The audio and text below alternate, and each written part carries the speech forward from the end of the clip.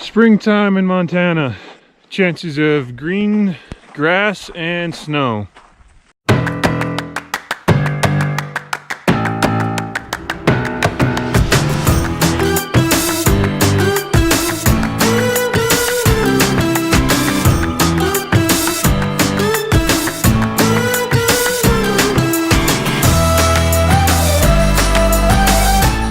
It's not all that bad though. Blue sky and pretty warm day actually, and so the snow should be melting off at some point in time, hopefully today. I really don't want to be driving on ice tomorrow morning.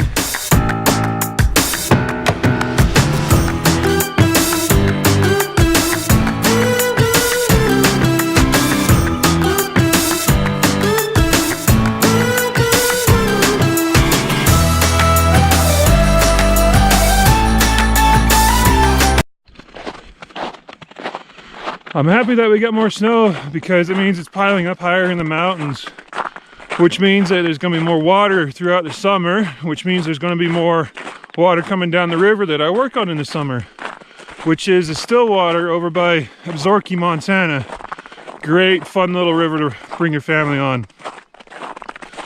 I'm not very happy that we got new snow because it was finally starting to get warm out, which means I could wear my shorts and sandals more and not feel too cold or kind of look out of place because I'm wearing shorts and sandals and everyone else is still wearing heavy pants and boots.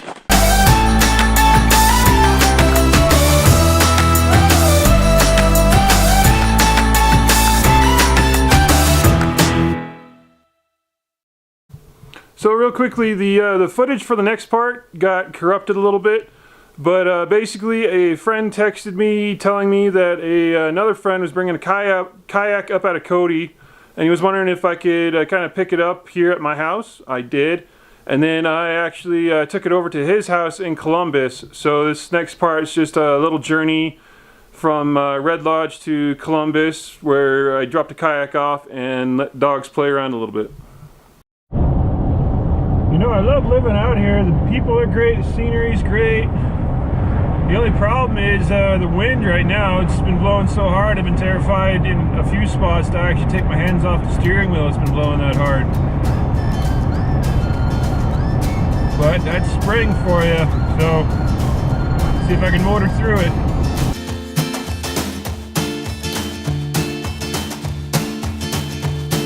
This is nuts.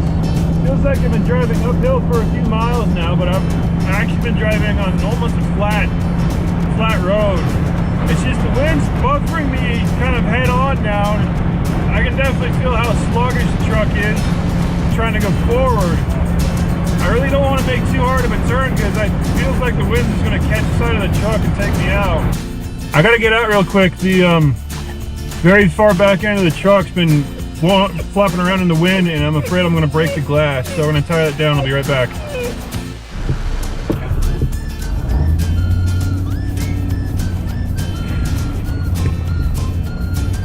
It is absolutely terrible outside right now.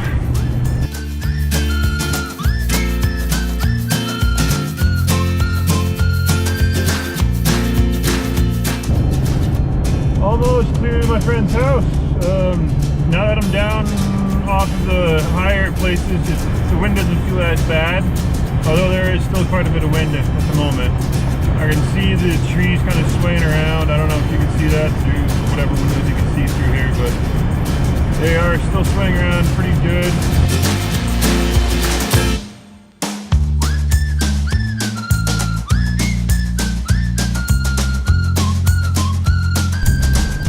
We are here finally, and there's a tree in the room. Oh, I see legend! I see legend! Damn, legend! Legend! Oh, there's legend! There's legend! Chairman legend!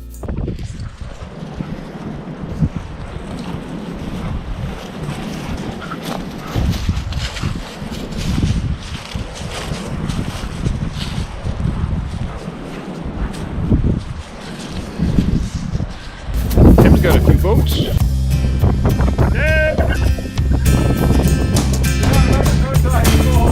Come on, Sam! Freezing! Come on, then!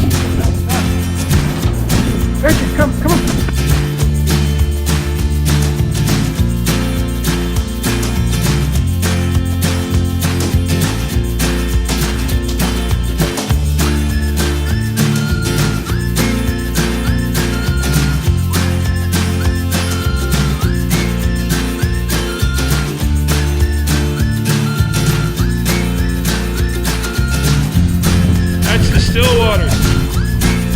Not very still. So we're on our way home. I thought I'd do this now just because the wind's a bit quieter. It was a absolute blast to hang out with Tim for a little while. Tim and Legend anyway. Sam had the best play day in a while. Him and Legend can play all day if you let him go.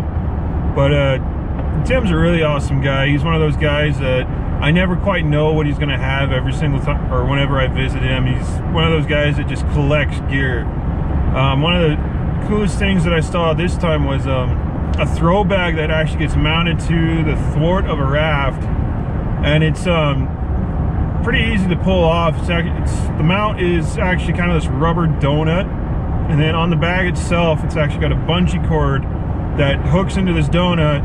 And what happens if there's a swimmer, the guide reaches forward, or you don't have to be the guide, anyone can reach for the bag, kind of pull it off its mount, and then just huck it out in the river, and then the person can grab onto the rope and kind of work their way back to the boat. I'm not entirely sure in what situations it could be beneficial to use it in, since I haven't personally used it at all. But it'd be pretty cool if I ever get to take it out and get it tested. It looks like a pretty nifty piece of gear. Another thing that he had there was the Air Spud, I believe it is, which is their smaller kayak now. He had not one, but 4 of them in his house, and that was just amazing to see. We were both kind of laughing and we were both kind of laughing and kind of imagining how fun they would be on the upper Stillwater with bigger waves and the bigger rapids that are more famous for the upper Stillwater than any other parts of the Stillwater. So we're gonna have to wait for summer to come around to actually go play with those. The downside right now is that Tim does have a broken collarbone. He actually broke it skiing, which really sucks for him because not only is he in love with rafting, but he's a really big skier as well.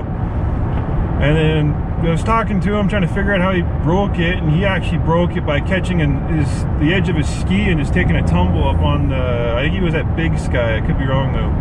But he's had surgery on it, and now he's out for about 6 to 8 weeks, which really sucks for him. He's an awesome raft guide. He tells some of the best stories about Stillwater. He's a great guy to have around, and I know he's probably going to be in the office. I hope he has a quick recovery and gets to be out there on the river earlier than he expects, but only time can really tell. So I'm going to continue working on my way back to town. I'm taking the kind of a different way back. I'm taking 78 back instead of going back up and over the hill to Joliet and then across 212. I'm taking 78 back because I haven't driven it that much, and I've seen the other side quite a bit. So I'm gonna go this way and just see the views and just take a nice, easy, relaxing drive home.